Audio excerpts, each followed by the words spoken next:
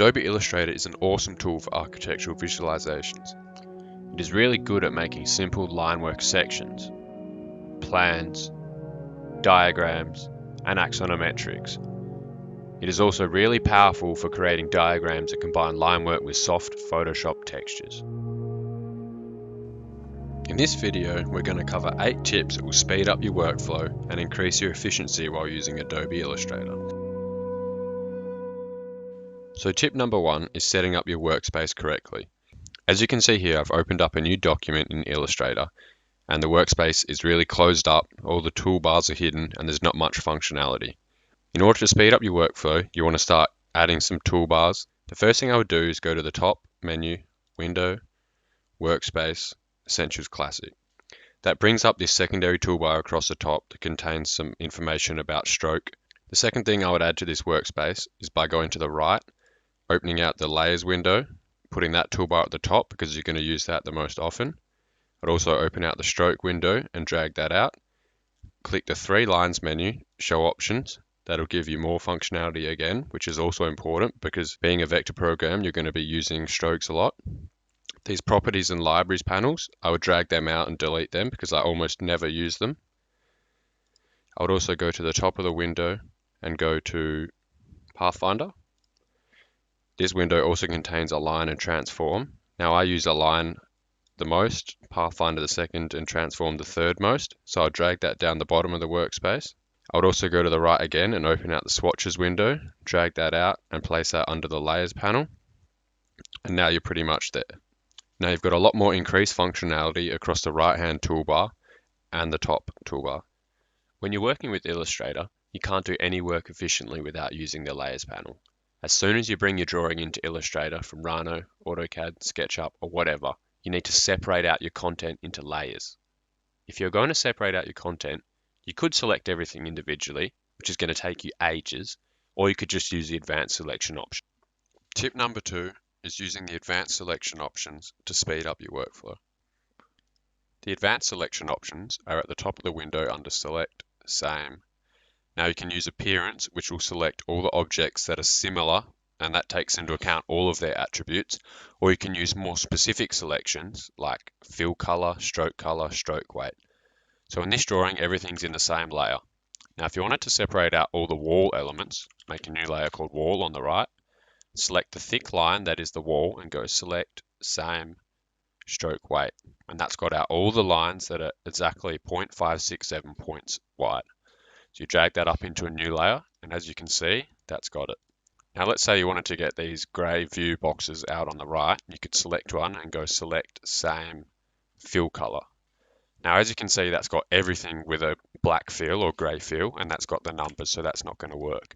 Now if you try Select, Same, Appearance, that got them, because that also took into account options like opacity, and you can separate those out into their own layer.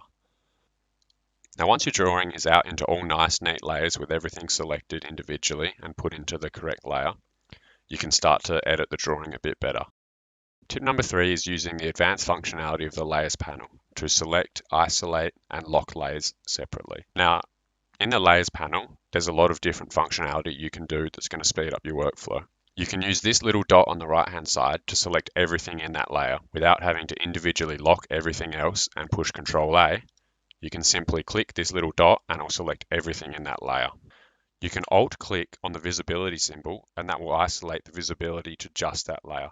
Now that also works with locking, where it locks everything except that layer. Using this advanced functionality of the Layer panel will enable you to work on your drawing a lot quicker and not have to waste time. Tip number 4 is using the Recolor Artwork tool to recreate color palettes within drawings. In this drawing, there is already an established color palette. If you wanted to change the color palette of this drawing, you could select each object individually, or you can select all of the colored objects you wish to change, go Edit, Edit Colors, Recolor Artwork. Now the Recolor Artwork panel opens, and as you can see, each of the individual colors are open. On the left is the color that is already there, and on the right will be the color that it will change to. Now you can change all of these colors here, and you'll have a completely recolored artwork. Tip number 5 is releasing clipping masks and expanding imported PDF files. A lot of programs, when you import a PDF into Illustrator, everything here is in a clipping group and you can't access individual lines. To release clipping mask, select all the objects and press Ctrl-Alt-7 and push this a few times to make sure you release all of the components. Now at this point, there's probably going to be some groups in here, and if you do get a group, simply select it, right-click, ungroup.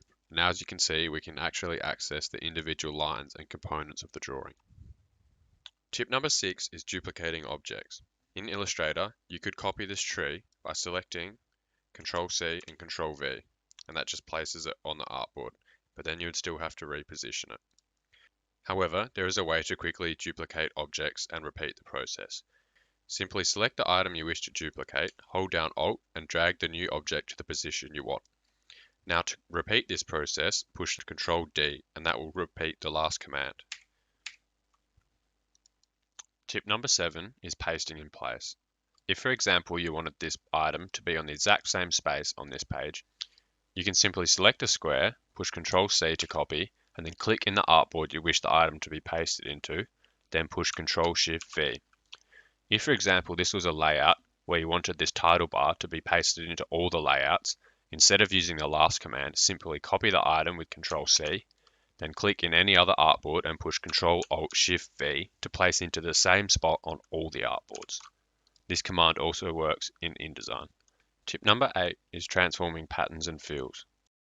As you can see here, there's a grass pattern.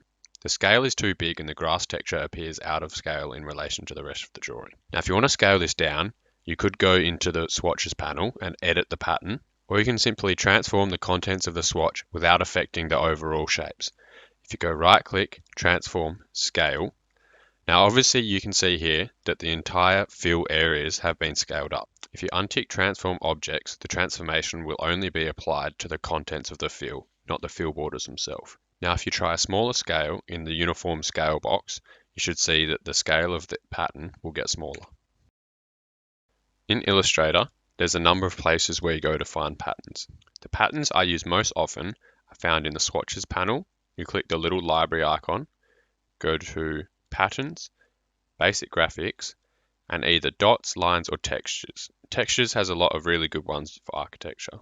Now let's say you want to apply this paving pattern, but as you can see, it doesn't align with the building or the orientation of the space. If you want to change the rotation of the pattern inside the fill area, simply right-click, transform, rotate, and again ensure that the Transform Objects button is unticked and Preview is on. Now you can change around this value here until you get it the orientation you want. Now as you can see in these patterns, the thickness of the line inside the pattern is too thick and it's too bold for the overall drawing. Now if you go into the swatches panel and edit the swatch that is currently being used by double-clicking, push Ctrl-A to select all of the lines, and here you can change the stroke thickness and color. Now let's try a different value and you'll be able to see the change in the drawing. Now simply double click outside this workspace and you'll be returned back to the original view. Now as you can see here, the color and line thickness of the fill is a lot better. That's it for this video, guys. Please let me know down in the comments if there are any other tips you would recommend or anything you'd like me to cover in a future video. Cheers and thanks for watching.